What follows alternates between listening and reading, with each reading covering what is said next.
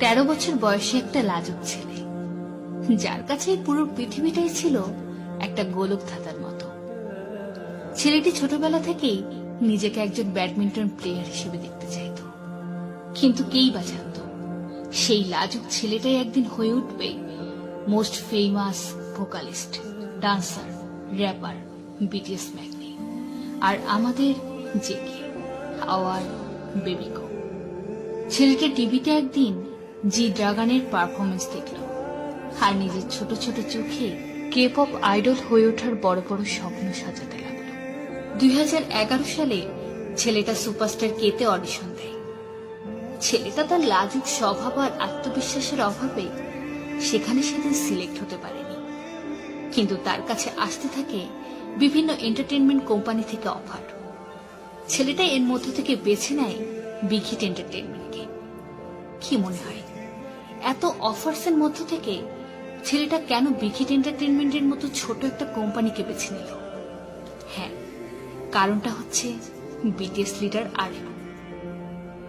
আরএমের সাথে দেখা হবার পর এই ছোট লাজুক ছেলেটা নিজের উপরে যে ছেলেটার বিশ্বাস ছিল না, সেই ছেলেটা সেই বিশ্বাস, সেই ভরসা আরএমের ভিতর দেখতে পায়।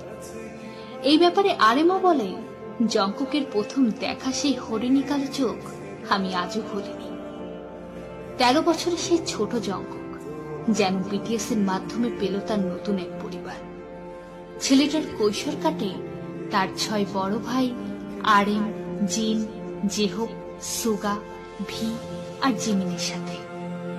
কখনো আরএমের কাঁধে চড়ে ছেলেটা নানান বায়না করে, আবার কখনো জিনের সাথে হাজারো খুনসুটি। জেহোপ আর সুগার কাছে তো ছেলেটার আবদারের শেষ নেই। ভি আর জিমিন তো তার ক্রাইম পার্টনার। আর এর পাশাপাশি চলতে থাকে নিজেকে সেরাদের সেরা করে তোলার এক সংগ্রাম। 2013 সালে দলটি নো মোর ড্রিমস গানের মাধ্যমে ডেবিউ করে, আর 15 বছরের জংকুক তার স্বপ্নে প্রথম পা রাখে। 2013 থেকে 2021 বদলিয়েছে অনেক কিছুই। বিটিএস এখন বিশ্বের number 1 K pop boy band, আর সেই 15 বছরের ছেলেটা এখন 23 বছরের একজন যুবক। এখন সে আর সেই লাজুক ছোট ছেলেটি নেই, এখন সে একজন আত্মবিশ্বাসী most famous K pop idol and the 60th alive 2020. He is now a singer, songwriter, rapper and dancer and the golden Magni of BTS. ছেলেটা বলে, আমার জীবনের গোলক ধাঁধার সমাধান করেছে আমার এই 6 জন ভাই। আজ আমার যা কিছু আছে তার পেছনে অবদান আমার এই 6 ভাইয়ের।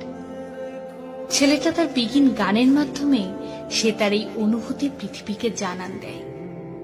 ছেলেটা আর্মিদের প্রমিস করেছিল যে সে এমন একজন বাংতান হবে যার উপর আর্মিরা গর্ব করতে পারবে। ছেলেটা তার কথা রেখেছে।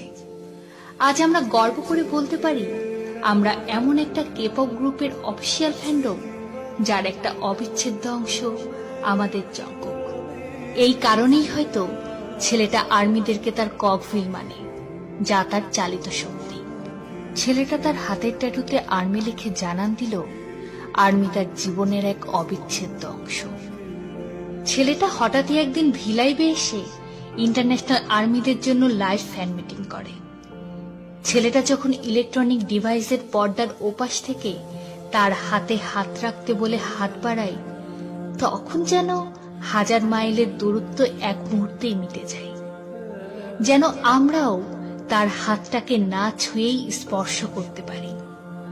এই ছেলেটাই একবার কনসার্ট চলাকালীন হুইল চেয়ারে বসা এক আর্মির সাথে হাত মিলাতে স্টেজ থেকে নেমে তার কাছে গিয়েছিল। ছেলেটাকে একবার প্রশ্ন করা হলো, তুমি দিনে কতবার আর্মিদের সম্পর্কে ভাবো? ছেলেটার উত্তর ছিল, আ কাউন্টলেস টাইম।